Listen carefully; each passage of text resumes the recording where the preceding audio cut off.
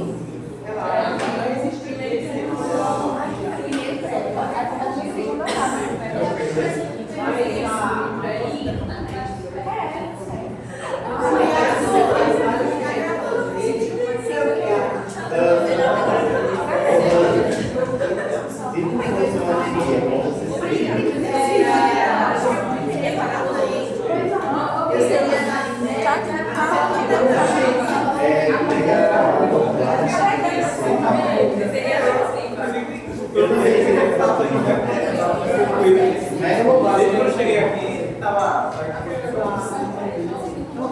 Mas eu acho que poderia ser político.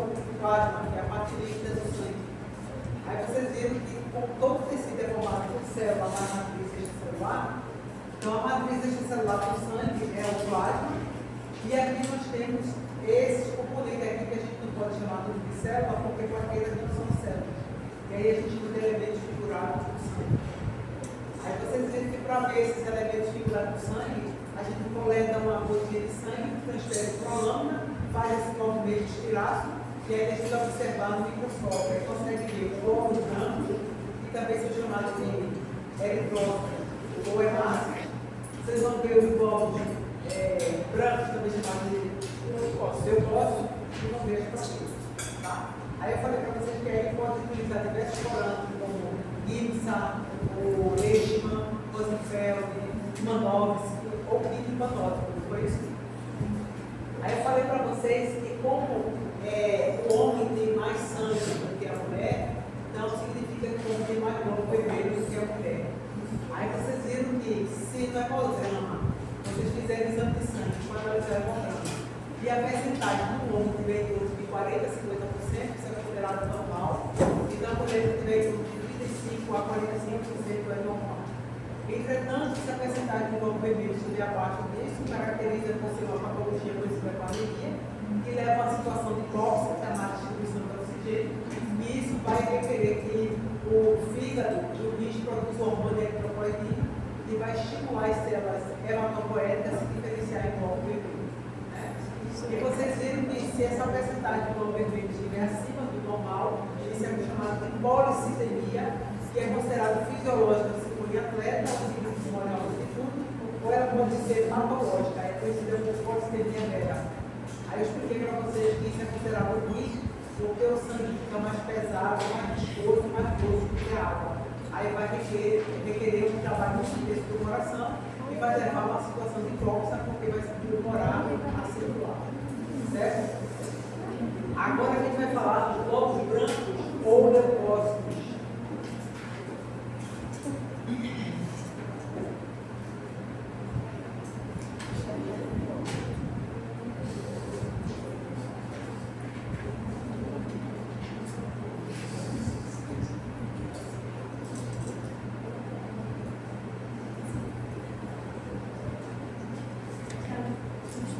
A percentagem desse hematócrito aqui, vocês viram que é de 1%. Mas se a percentagem de glóbulos brancos estiver acima de 1%, isso é chamado de leucocitose.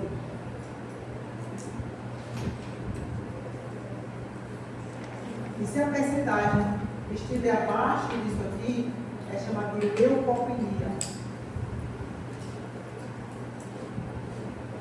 Aí eu pergunto para vocês, por exemplo, se o indivíduo está com uma verminose, no hemograma vai dar uma leucocitose ou uma leucopenia? Leucocitose. Né? Se o indivíduo tiver com leucemia, vai causar uma leucocitose ou uma leucopenia? Leucocitose. Porque uma pessoa com leucemia, ela tem uma grande quantidade de glóbulos brancos que ela produz, a medula óssea produz, mas eles são defeituosos. Tá? Mas uma pessoa que tem com lúpus, é uma leucopenia. Então isso mais ou menos dá uma ideia para o médico, né? O que está acontecendo com o indivíduo. Tá? Aí ele vai ver se aumentou ou diminuiu o glóbulo branco e depois ele vai trabalhar com que glóbulo branco aumentou e com que diminuiu. Certo? Então esses glóbulos brancos, ou leucócitos, eles são chamados de glóbulos brancos porque eles são incolores. Quando a gente observa no microscópio óptico de luz, essas células são incolores. O que vai corar essa célula são os núcleos dela, os núcleos epifóticos, e os grânulos que estão presentes no seu citoplasma. E foi, Ellen? E foi, Ellen?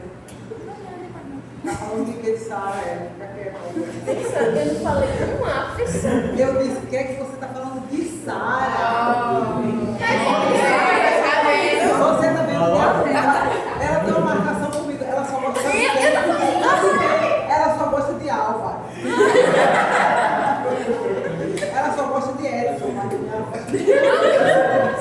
Ao contrário.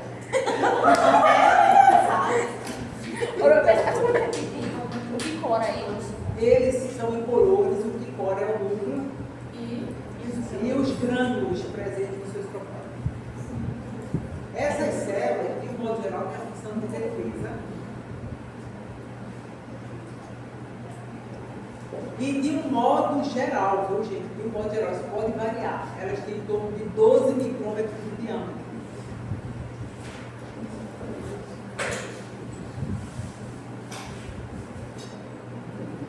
E se eu falar para vocês que elas, vocês se perderam com isso, elas têm a função de defesa, elas têm a função de defesa, de modo geral, tem um diâmetro de 12 micrômetros, tem morfologia esférica, de modo geral, e elas são atraídas por quimiotaxia. Vocês entendem isso? Vocês lembram que Pastócio liberava fator quimiotático do neutrófilo, fator quimiotático dos eosinófilos. Então, quimiotaxia é quando elas são atraídas por substância. Uma substância liberada é atrair elas. Elas são atraídas por quimiotaxia. Para morfologia Esférica. Tá? Tem a função de defesa, são incolores, o que cora é o núcleo de grãos, tem torno de 12 micrômetros, são esféricas e são atraídas por quimiotaxia. E essas células, elas são divididas em dois grupos. Ela pode ser meia loja do linfóide, né? Isso é a formação holística, que eu não vou falar aqui, né? Se vocês aqui, vocês vão um pouco de assunto. É bicho que ela pode ser meia loja do linfóide. Mas isso é uma delas nas questões da hematopoese, da diferenciação delas. Então, falar disso não.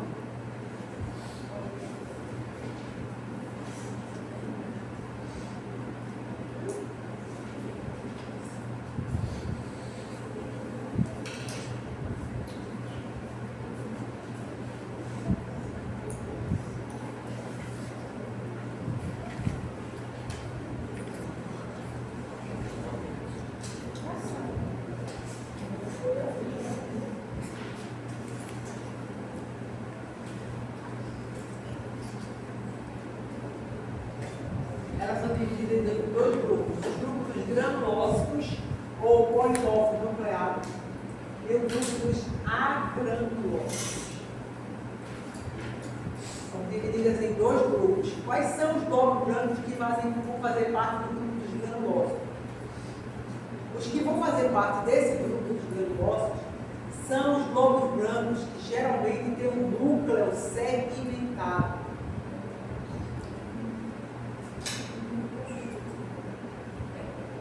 Núcleos segmentados.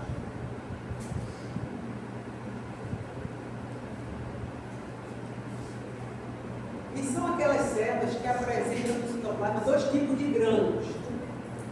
Grânulos específicos, por nome, o nome está dizendo específico, quer dizer, característico dessa célula, né? Grânulos específicos.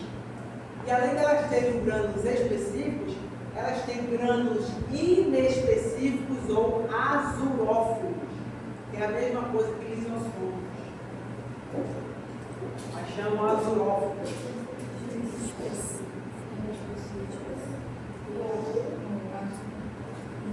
Elas têm dois tipos de grânulos no citoplasma.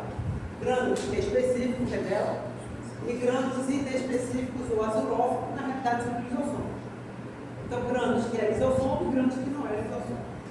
Mas aí vocês colocam grânulos específicos e inespecíficos, ou azuróficos. E as células que fazem parte do grupo dos agranulócitos, elas não têm um núcleo segmentado e só tem grânulos dos lisossomos, ou seja, só tem grânulos inespecíficos ou azuróficos. As que fazem parte do grupo dos agranulócitos não tem núcleo segmentado.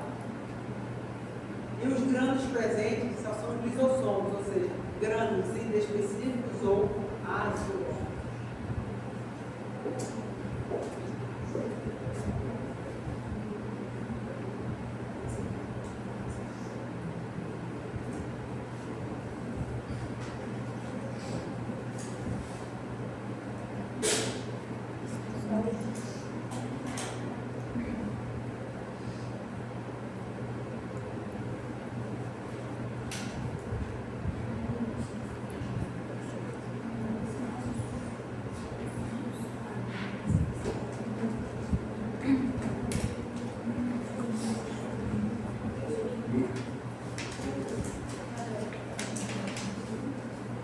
Então, olha, os glóbulos brancos que fazem parte do grupo dos granulócitos são os neutrófilos, e o basófilo. E o que fazem parte do grupo dos agrolócitos são os monócitos e o linfócito B e o linfócito T.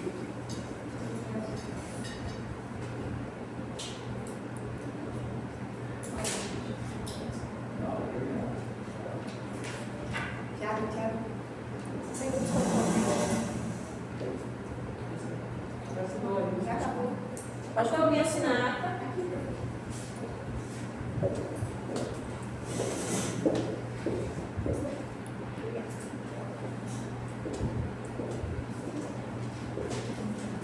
Neutrófilo, calcinófilo, basófilo, faz parte do grupo dos granulócitos e dos grupos dos agranulócitos, monócitos, linfócito B e linfócito T. Na opinião de vocês, qual é a mais frequente? Granulócitos. Dessas células aí, qual é a mais frequente? Neutrófilo, que ocorre numa percentagem de 70%. Em seguida vem, ó, linfócito com 20%, depois monócito 6%, eosinófilo 3% e basófilo 1%. Então eu queria explicar para vocês o seguinte, olha, quando vocês forem ter aula de sangue, aula prática de sangue, e vocês forem ver os elementos figurados do sangue, vocês vão ver o glóbulo vermelho.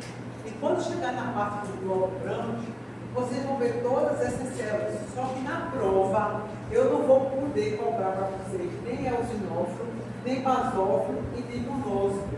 Porque como a percentagem dela é muito baixa, do sangue, se alguém tocar no charriot, por um acaso, batesse no charriot, tirasse a seta do lugar, poderia ser que eu não passasse o tempo da prova todo e não achasse nenhuma célula para colocar para vocês. Então, por isso que eu estou dizendo para vocês não faltarem a aula de sangue, a prática de sangue, porque eu vou passar atividade com essas células para vocês compensarem na prova prática. Entenderam? Então, a célula que eu vou poder medir os elementos que eu vou definir são o glóbulo vermelho, as plaquetas, os neutrófilos e o linfócito. Certo? Devido à percentagem que eu vou. Então, ó, o neutrófilo. Essas células, ó, o neutrófilo recebeu esse nome, neutrófilo, porque os grânulos delas reagem neutros ao corante. Os grânulos dessa aqui reagem bem à eosina e os grânulos dessa aqui reagem bem a corante básico. Aí por isso que botou o nome, neutrófilo, eosinófilo e basófilo. Porque o nome delas foi dado em função de como os grânulos dela reagem aos corantes. Neutro, eosina, basófilo.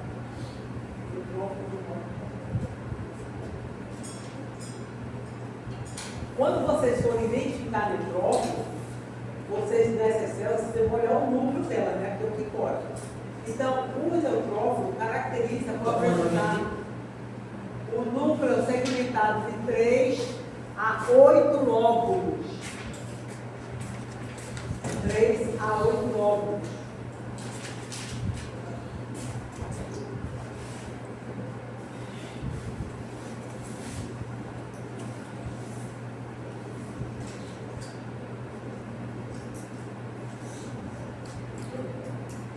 Basófilo de reagem bem. A corante básica. E os eosinófilos? Corante eosina. Núcleo segmentado de 3 a 8 lóbulos. Vocês observarem uma célula assim, já sabem que é neutrófilo. Neutrófilo, vocês viram que eles têm grânulos específicos. Eu estou caracterizando aqui em azul. E vão ter grânulos inespecíficos e azurófilos, que são lisossomos. O que contém dentro desses grânulos específicos? Porque os inespecíficos, vocês sabem que é enzima digestiva, eles são dos lisossomos, né? Vai degradar essa substância. Mas o que tem nesses grânulos específicos aqui, ó? Esses aqui, ó. Esses grânulos específicos.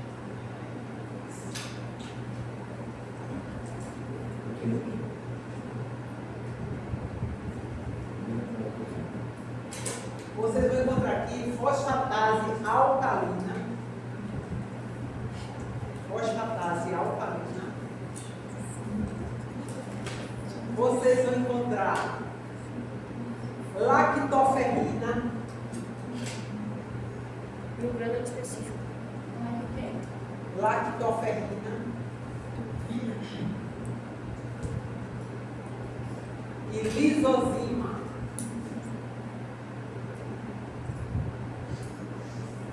Essas substâncias vão destruir quem, gente? Lisozima vocês já estudaram aqui, quando estudaram a célula de bandeira. Bactérias. Então são células específicas para destruir o quê? Bactérias. Então é muito comum no processo inflamatório essas fosfatase alcalina.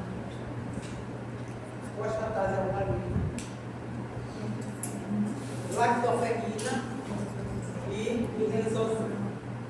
Tá? E os grânulos específicos e inespecíficos, vocês sabem que tem enzimas digestivas que é lisozima. Tem essa fosfatase, que é aquela parede das bactérias. Aquelas paredes das bactérias. Claro, porque tem essas substâncias geralmente elas causalizam na parede. Geralmente elas fazem. É o eosinófilo. Os eosinófilos caracterizam por ter núcleo segmentado em 2 lóbulos. Ó, se vocês encontrarem uma célula assim na prática e vocês quiserem ganhar ponto dizendo que é eosinófilo, eu não considero, tá? Isso aqui é um neutrófilo imaturo. Para ser considerado eosinófilo, tem que ter a cromatina bem fininha. Parece um fone de ouvido, tá? Tem que ter a cromatina bem fininha. Não vou me enrolar não vou botar ponto não. O eosinófilo, ele tem o núcleo segmentado em 2 lóbulos. Vocês viram 2 lóbulos, já sabem que é eosinófilo. Essas células também vão ter grânulos específicos, só que eles são maiores, oval. Morfologia oval. E tem grânulos inespecíficos que são os lisossomos.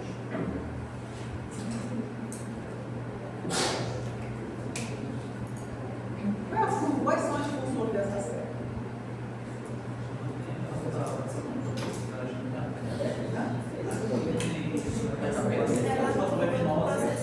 Verminose. Ela destrói parasita por quê? Porque esses grânulos específicos aqui têm proteínas ricas em aminoácidos básicos que destroem parasitas.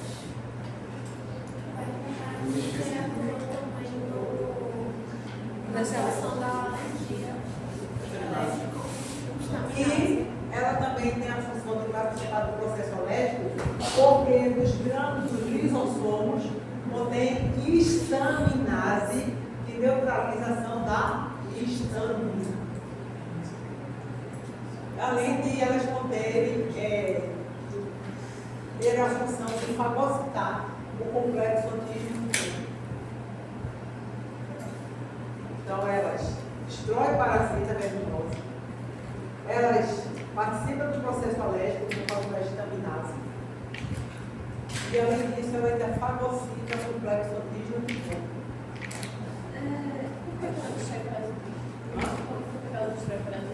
Porque essas proteínas são ricas em aminoácidos básicos e são específicos para destruir parasitas. A constituição dessas proteínas.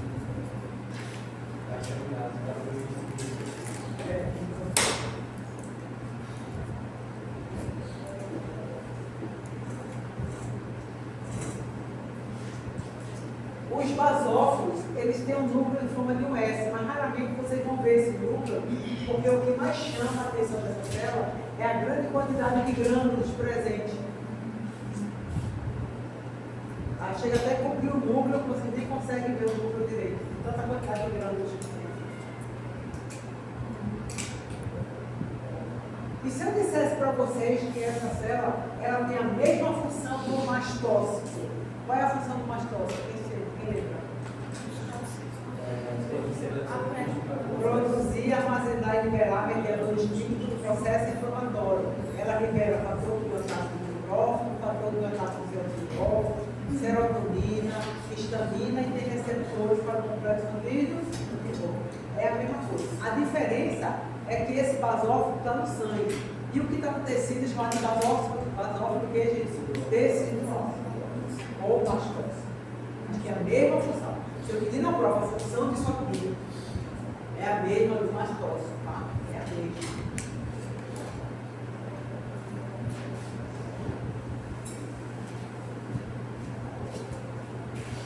Agora eu quero saber se vocês estudaram bem para esse produtivo. Monócito caracteriza por ter o núcleo em forma de um caroço de feijão. Não tem grânulos específicos, só tem os inespecíficos. Olha os ossomos. Qual é a função do monócito? Se diferenciar em quem? Macrófagos. Eu já vou adiantar aqui para vocês, porque vocês vão ter aula depois de osso, mas monócito também dá origem à célula do osso, que são os osteoblastos. Ela se diferencia em macrófago e osteoblasto.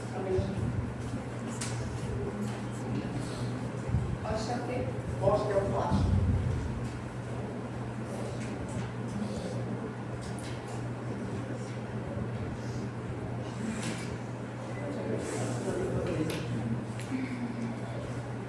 E o linfócito, vocês vão ver, caracterizar essa célula, porque o núcleo dela ocupa quase todo o citoplasma.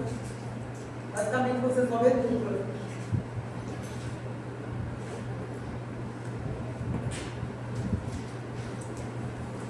O núcleo ocupa quase todo o citoplasma. Existem dois tipos de linfócito. O linfócito B e o linfócito T. Não pensem vocês que quando vocês tiverem uma prática de sangue, vocês no microscópio vão conseguir identificar se é T ou se é B. Vocês não vão conseguir. Porque a diferença entre linfócito B e linfócito T, a gente só faz com imunohistoquímica. Porque vai depender da proteína que é constituída na membrana dele. Se essa membrana aqui tiver a proteína CD40, é linfócito B. Se essa proteína que estiver presente na membrana plasmática dessa célula for CD7, CD8, CD27, qualquer CD diferente do 40 é que é linfócito T. Tá? Então a diferença desse tipo de célula é feita apenas por imunohistoquímica. Essa é o B. O B é quando ele tem a proteína CD40.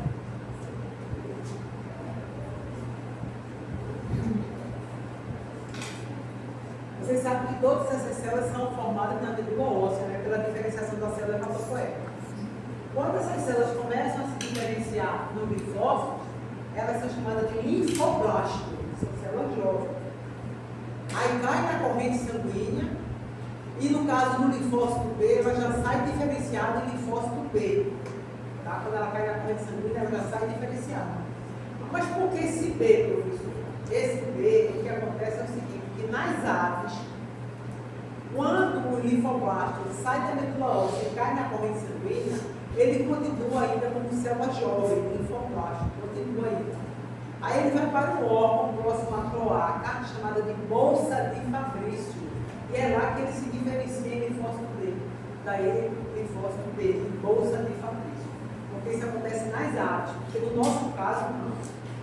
Quando ela deixa a medula óssea, o linfoblasto sai da medula óssea e cai na corrente sanguínea, já está maduro, já é linfócito B. Tá?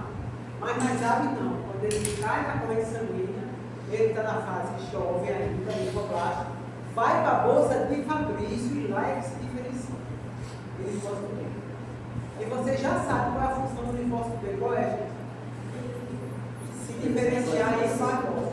Mas eu falei para vocês que nem todo linfócito B se diferencia em fagose. Alguns permanecem como linfócito B da memória.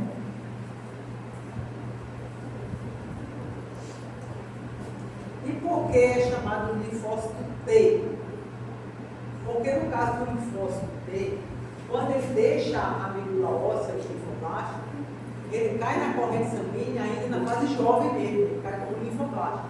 Aí ele precisa ir para um órgão chamado de timo, que está localizado no mediastino, espaço entre o pulmão, Quando ele chega no timo, que é uma glândula endócrina, tá? Quando ele chega no timo, é que ele se diferencia em linfócito T. Aí lá ele se diferencia em T-helper, T-citotóxico,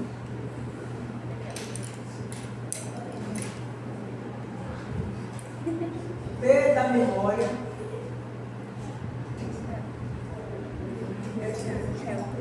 e T supressor.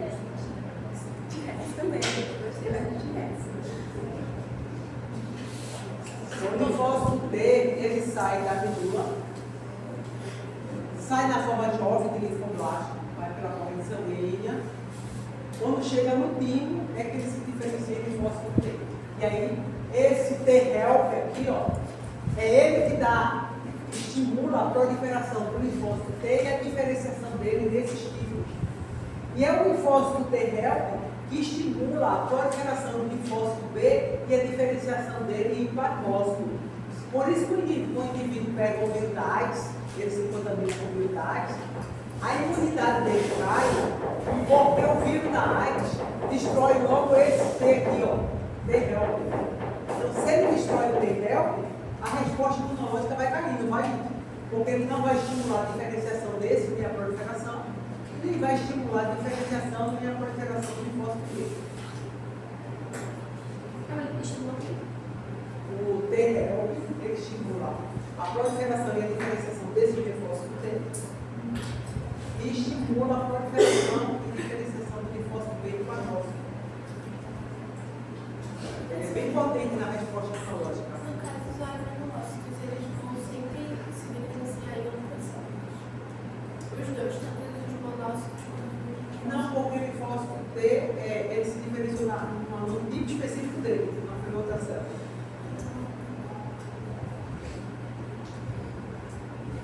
Esse citotóxico, ele produz uma proteína chamada de perforina, que destrói bactéria.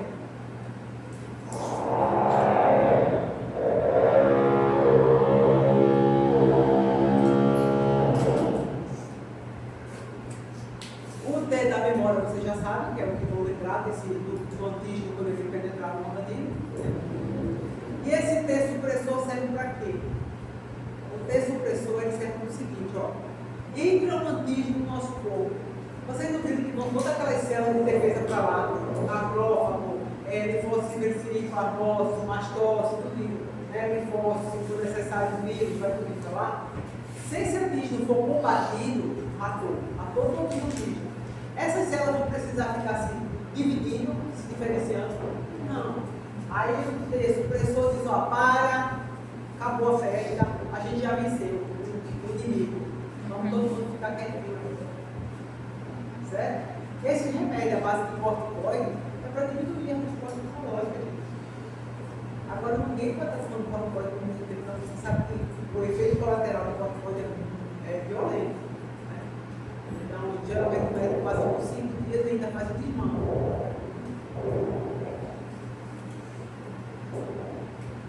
Certo?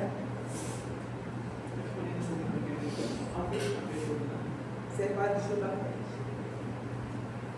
Então, vocês viram aí o globo branco, viram a característica de cada uma célula, viram a função de cada uma célula. E agora a gente vai falar das proteínas. O que acontece se ele não tiver? Quando ele não agiu o supressor, aí você fica tendo resposta inflamatória ou atacando um determinado órgão de forma descontrolada. Por exemplo, quem tem síndrome de Hashimoto aqui, eu já vou falar de síndrome de Hashimoto. Quem tem não?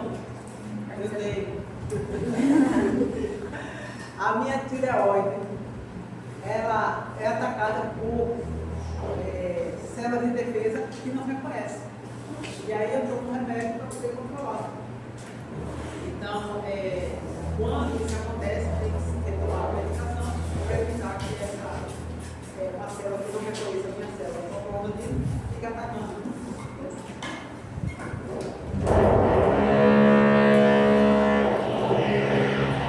Vou apagar aqui.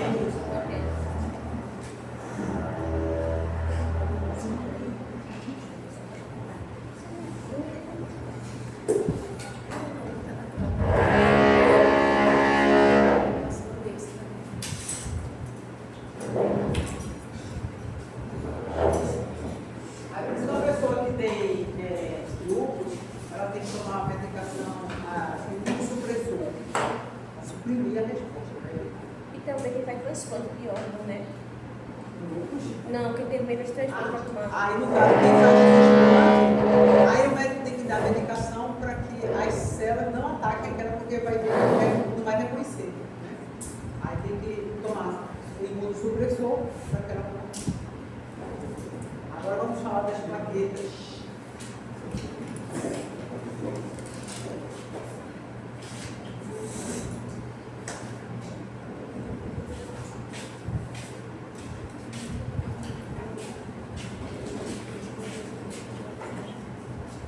Eu esqueci de dizer para vocês que a quantidade de glóbulo branco no hemograma, feito no fibra sadio, varia de 4 a 11 mil por milímetro cúbico, tá?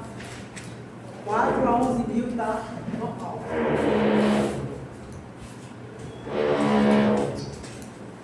Vocês agora, quando for fazer hemograma, vai todo mundo olhar, não vai não?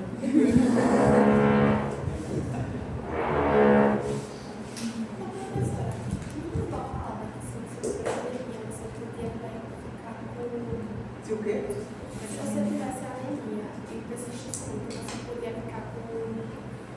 Esqueci qual o nome daquele câncer que dava medula. Que parece uma anemia.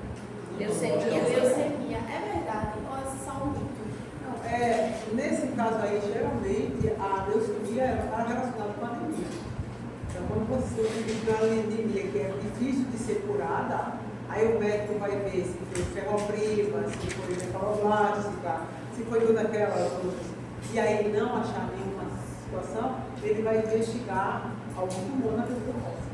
Aí geralmente é isso.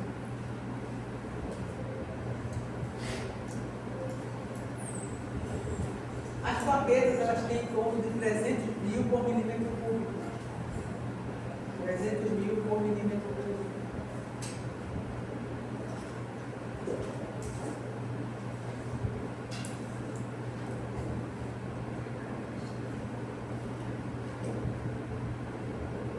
Elas têm origem dessas células, megacariota. É uma célula bem grande, ela tem em torno de 80 micrômetros. Vocês vão ver na aula de prática de osso, ela na medula óssea. Ela tem um núcleo irregular. Na medula óssea, vocês, quando forem analisar a medula óssea, quando vocês mexem no osso, vocês não vão identificar célula hematopoética, linfoblástico, as células se diferenciando, não. Mas essa aqui a gente consegue identificar bem por causa do tamanho dela, ela tem 80 micrômetros. Vocês vão ver, então, megacariota. Então, a megacariose, essas células, quando elas começam a se fragmentar, o pedacinho dela vai sair, é que dá origem às plaquetas. Então, as plaquetas não são células, são pedaços dessas células de megacariose. E as plaquetas, ela tem uma morfologia de um semidisco.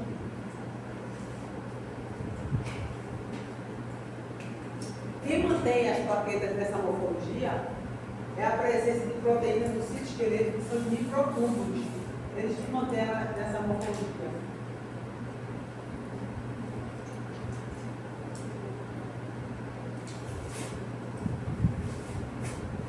Uma plaqueta ela tem um tamanho em torno de 3 a 4 micrômetros, bem pequenininha.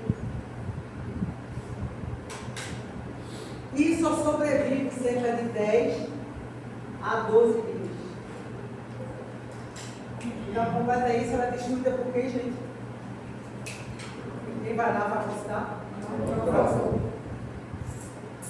Já está. Ela também mantém essa morfologia.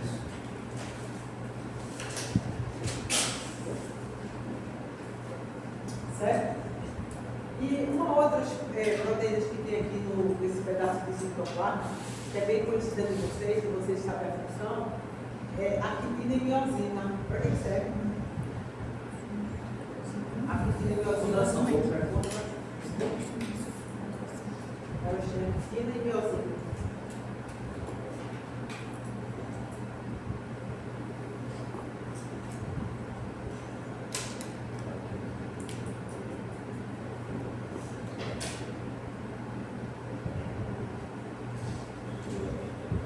Pedaços aqui, dessas plaquetas aqui, a gente vai encontrar grânulos.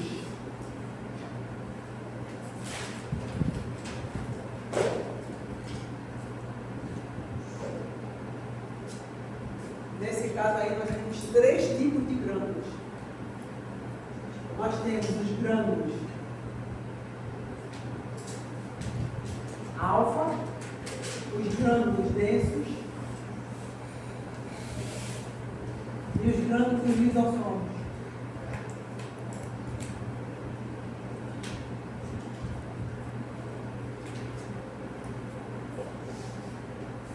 Grânulos alfa, grânulos densos e grânulos lisossomos. 3 tipos de grânulos.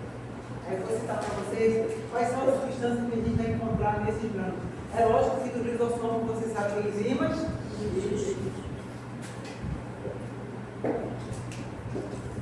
Os grânulos alfa, a gente vai encontrar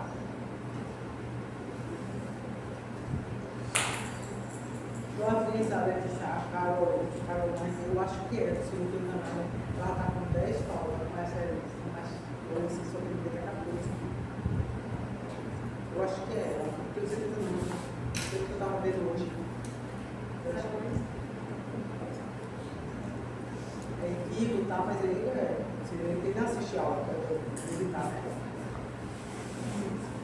Sim. Grânulo alfa, o que é que contém no interior do grânulo alfa? Ele tem uma proteína chamada de fibrinogênio.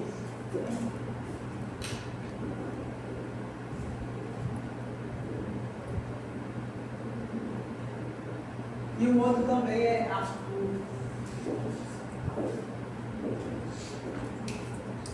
que não precisa dizer não, porque eles estão vendo que não veio no SIDA, né? Sim.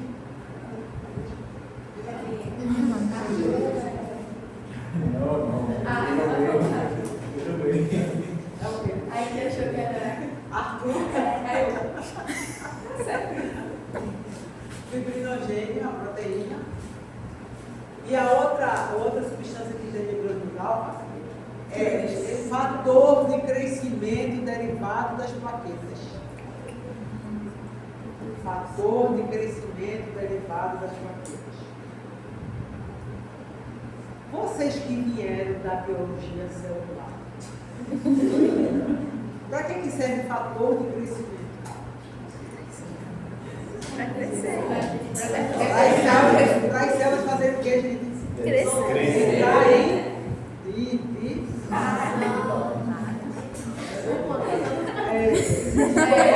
Vocês querem crescer. Aumentar. Crescer o homem. E esse meio que tá aí. Então, meio foi, as células não se dividem quando elas querem. Elas têm que receber um estímulo. E fatores de crescimento são proteínas que estimulam essas células a entrarem, sair de G0 e entrar em divisão.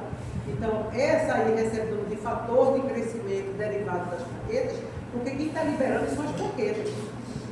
Por isso que é chamado de fator de crescimento derivado das plaquetas. O que é que tem nos grânulos densos?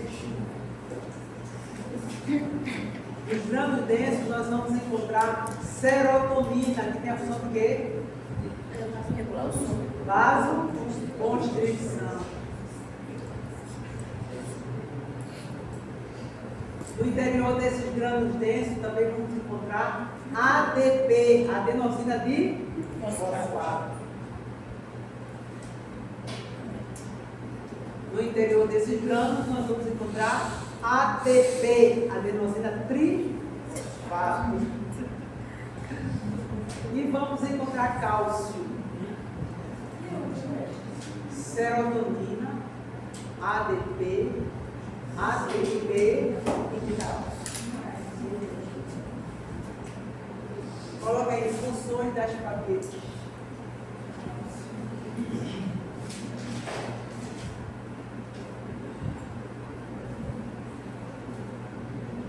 Formação,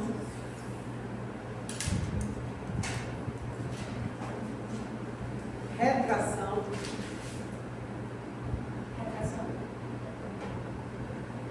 e remoção do quadro.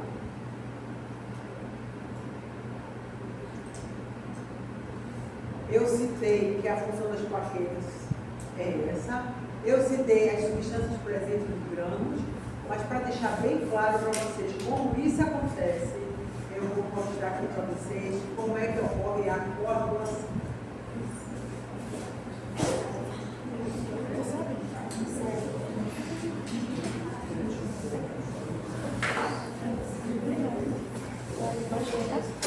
Elas tomam uma rede.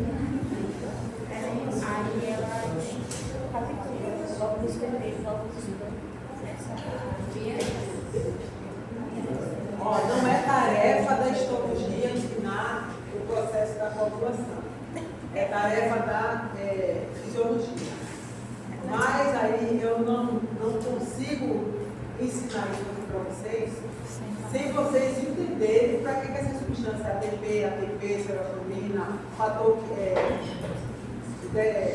o crescimento derivado das plaquetas, fibrinogênio, está aí presente, porque eu não conheci de nada. Vocês podem decorar só para fazer a prova. Eu quero que vocês entendam por que essa substância está. Então, aqui, ó, eu estou colocando etapas da coagulação, mas só para ficar didático, viu, gente? Porque a coagulação não faz assim, não. A primeira etapa parou, e a segunda parou. Não, é simultâneo que está acontecendo tudo ali. Mas eu estou dividindo de forma em etapas para ficar didático para vocês, certo? Então aqui, ó, se eu tenho um vaso sanguíneo aqui, vocês aprenderam isso. Qual é o tecido que reveste o vaso sanguíneo? Endotélio, que é o tecido epitelial que reveste simples, pavimento, é isso? Aqui. Endotélio. Vocês viram que abaixo do endotélio nós temos que tecido. Qual é o conjuntivo? Grosso, agora você já sabe.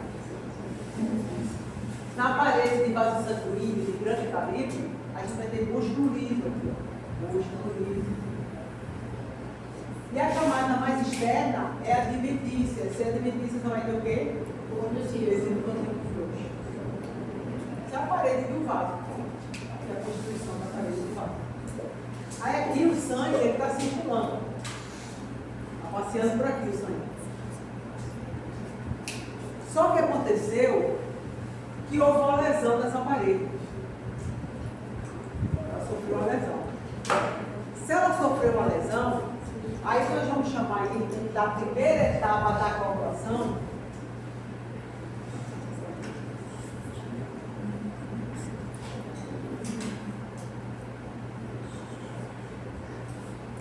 Recebe o nome de hemostasia.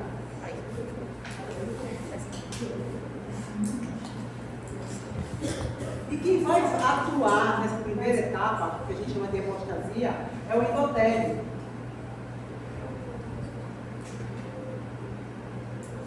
Que vai produzir duas substâncias.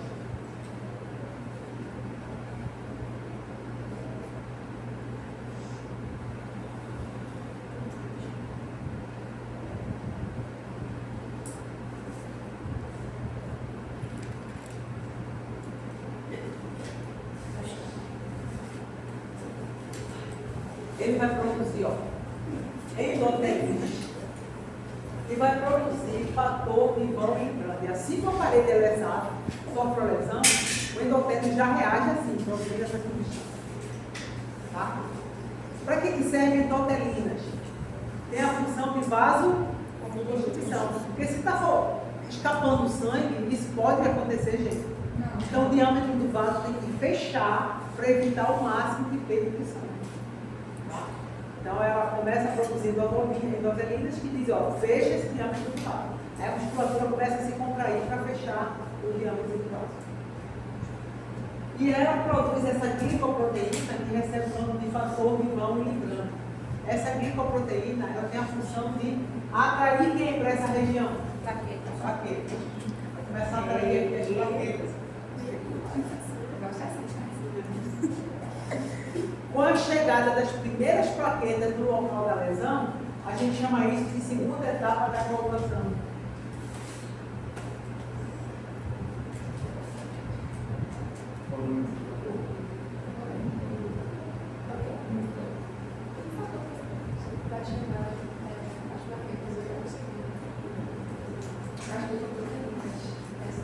Essas vão livrando o fator de glicoproteínas que atrai a plaqueta.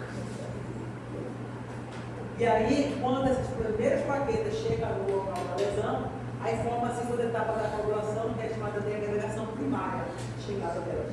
Tá? Aí vocês observam o seguinte, quando isso aqui não tinha sido rompido, isso aqui tudo generalizo. Quando esse epitélio foi rompido, isso aqui ficou uma situação áspera, porque as proteínas do tecido conjuntivo tornou-se áspera para as plaquetas. Tá? Ela entrou em contato com essas matrizes extracelulares do tecido conjuntivo. Então elas começaram a ser ativadas. Elas viram aquilo que não está mais liso, viram uma região áspera, então isso ativa elas, ou seja, estimula ela a liberar as substâncias presentes nos grânulos. Elas começam então a degranular. Então quando ela começa a degranular, ela vai liberar serotonina, que tem a função de que, gente? Vasodilação, deixar mais o diâmetro do vaso. Se ela começa a liberar fator de crescimento derivado das plaquetas, vamos dizer o que para as células aqui? Se dividam, viu? Porque aí foi rompido e vocês têm que restaurar esse aparelho. As células começam a sair de G0, tudo doido, começa a se dividir para restaurar a aparelho. Estão entendendo agora a substância para que serve? Aí elas começam a liberar ADP. ADP tem a função de atrair mais plaquetas para o local da lesão, formando a terceira etapa, que a gente chama de agregação secundária.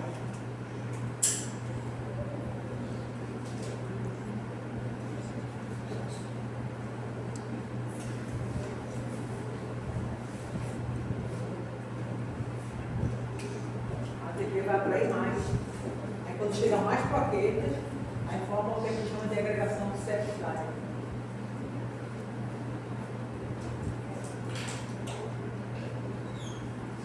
E agora vai acontecer a quarta etapa, que é realmente a formação do coágulo.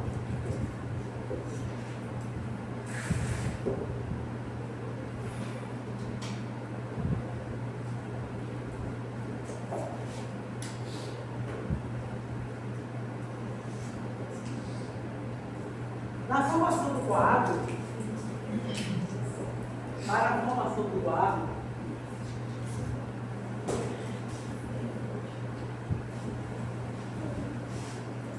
vão participar 13 proteínas do plasma. 13.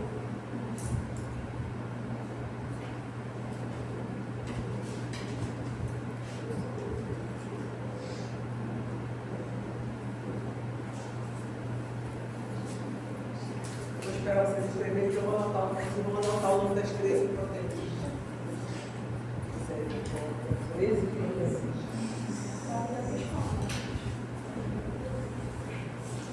Posso começar? Fator 1, fator 2, fator 3, fator 4. Até 3. Até 3.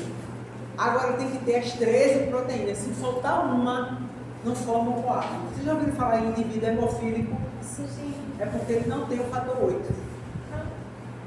Se faltar uma proteína, não forma o coágulo. Por que quando ele se machuca, a gente coloca a pressão na ferida para de sangrar? É porque você se machuca e aí está em função e a gente coloca a pressão e aí depois de tempo para de sangrar. Essa pressão é. Na verdade, você está fazendo uma pressão para evitar perda de sangue, mas ao mesmo tempo o processo da coagulação é muito rápido, né?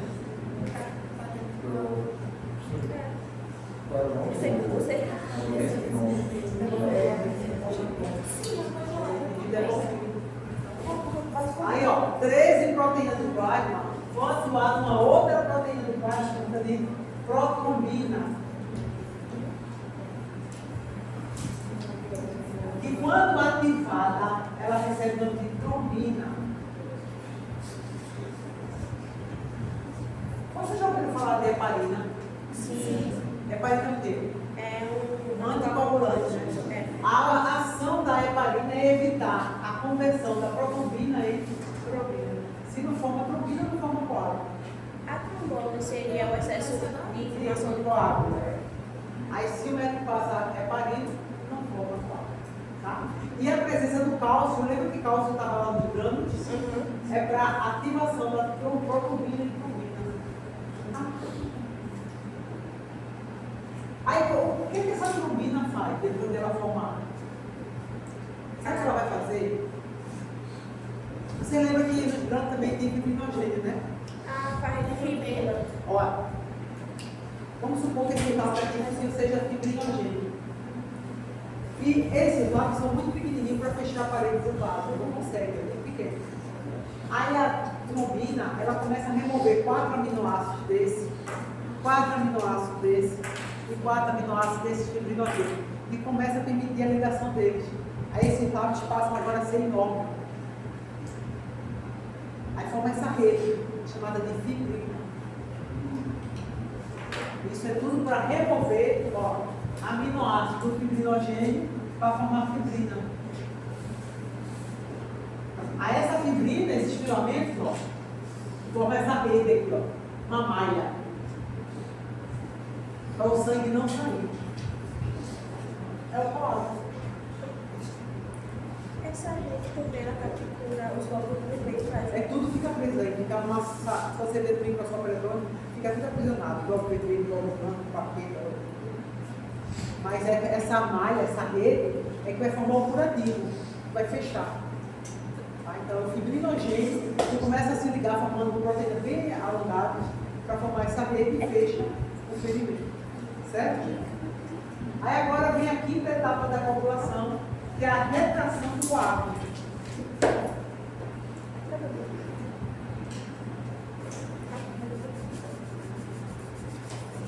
Ó, se isso está sendo feito e o sangue passa por aqui, se isso estiver dessa forma, o sangue vai conseguir passar por aqui. Aí, como as plaquetas têm ATP e tem actina e miosina, elas começam a fazer o que, gente? Retrair, ó, para junto da parede do vaso, e quando isso se recupera, para o sangue passar. Ela é responsável pela retração do coágulo. Ela começa a se contrair para deixar a luz do vaso sanguíneo livre para o sangue passar. Enquanto as células vão se dividindo e repondo. Tá? E aí vem a última etapa, que é a sexta etapa, que seria a remoção do coágulo.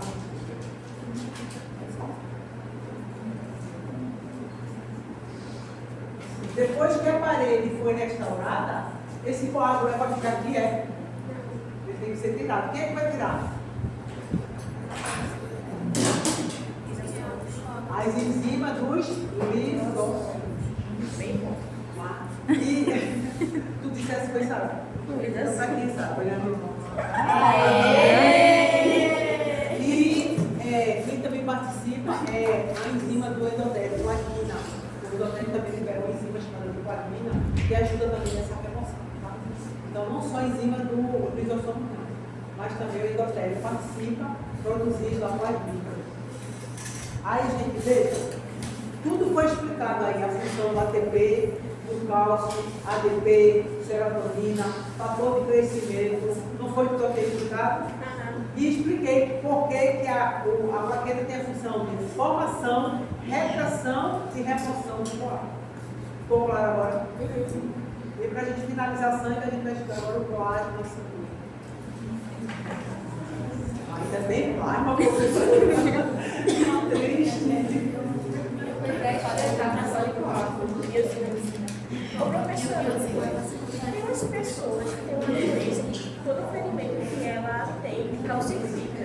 Tinha que ter uma estátua assim. Isso está começando a acabar. Os ferimentos de uma artéria,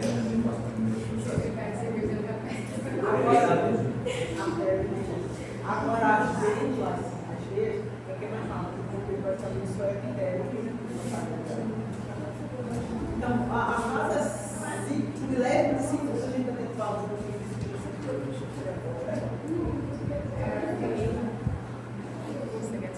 Agora, o que a gente vê é grande, né? Gente, ó, o plasma, que é a parte negra do sangue, a constituição do plasma, sabe o que é? 90% do plasma é o quê? A alegria de vocês é o quê? 90%. Água.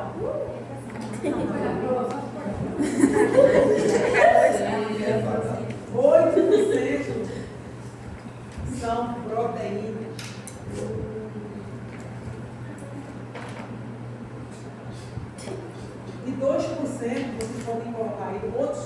produtos que seguiam esses outros produtos. LDL, VDL, quinombicos, ácido graxo, glicose, CO2, O2, nutrientes, outros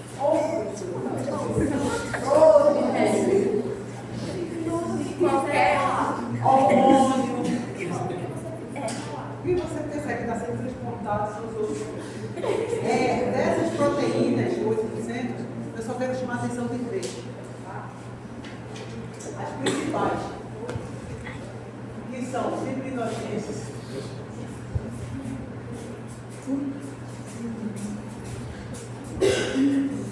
albumina e albumina. A alfa, a beta e a gama.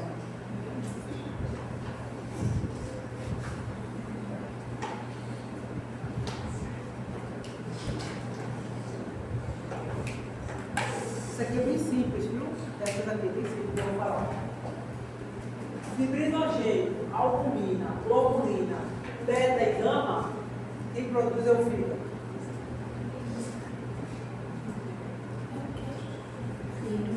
Fibrinogênio, albumina, globulina, beta e gama, quem produz é o fígado. A única que não vai ser produzida pelo fígado é a globulina alfa ou imunoglobulina, que é a mesma coisa que anticorpos. E vocês dizem que quem produz anticorpos? Quais? A única que o fígado não vai produzir é a gama globulina ou globulina gama, ou imunoglobulina. Na realidade são proteínas de defesa, são anticorpos. E quem produz são os corpos. Mas o fibrinogênio, a albumina, a globulina, a alfa, beta, quem produz é o fígado. Tá? Se eu perguntasse para vocês na prova, qual é a função do fibrinogênio? Formar rede de fibra. Formação do coágulo. Primeiro, formação do coágulo. Quais são as funções da albumina que vocês já viram aqui em sala de aula? Transportar ácido graxo, o que mais? Equilíbrio ósseo. Qual é a função dos anticorpos? Defesa. E a função da globulina alfa e beta é transportar substâncias lipossolúveis, que não conseguem ser transportadas no plasma porque é 90% água. Aí ela transporta vitamina K, vitamina A, todas as substâncias lipossolúveis que não conseguem ser transportadas. Ele é muito pensamento. Mas não é qual? No caso do confusão? A porta? A gama é defesa, né? A porta. Imunoglobulina ou globulina gama. Vocês têm fluido de sangue, hein, gente? Já estão prontos para fazer uma prova de sangue. Então, lembrando que segunda-feira, que eu não incluí a prova de segunda-feira, que terça-feira é feriado. Segunda-feira a prova prática. E quarta-feira vocês vão ter aula de princípio calcular de novo. Aí fica para vocês que valor, né? E na outra segunda prova de sangue. Certo?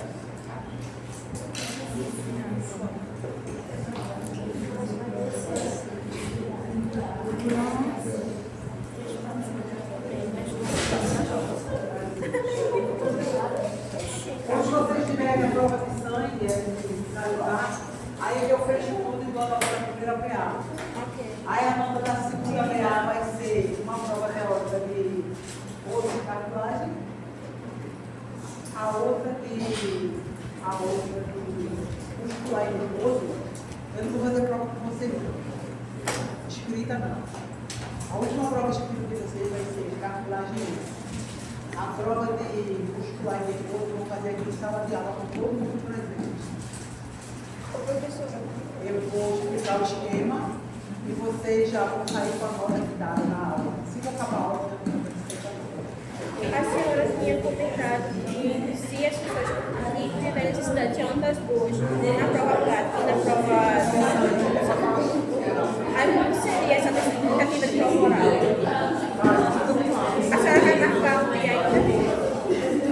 Ó, pessoal, a questão da prova na aula de músculo e nervoso, se vocês faltarem, não vamos trazer atestado não, porque não vai me servir não. O que eu vou fazer é que esses alunos que faltarem a prova, vai fazer uma prova escrita. Tá? Em vez de participar da aula, porque a prova aqui vai ser pela participação de todo mundo. Todo mundo tem chance de tirar nota boa. Mas se não quiser vir, não tem problema, não veio e faz prova escrita. Eu vou colocar para vocês, ó. Vocês vão prestar atenção, vem muito na aula, porque as perguntas vai ser na aula mesmo. Eu vou dividir vocês em grupo A, B, C, e vocês vão fazer guerrinha grupo com grupo, perguntando quem acerta e quem não acerta.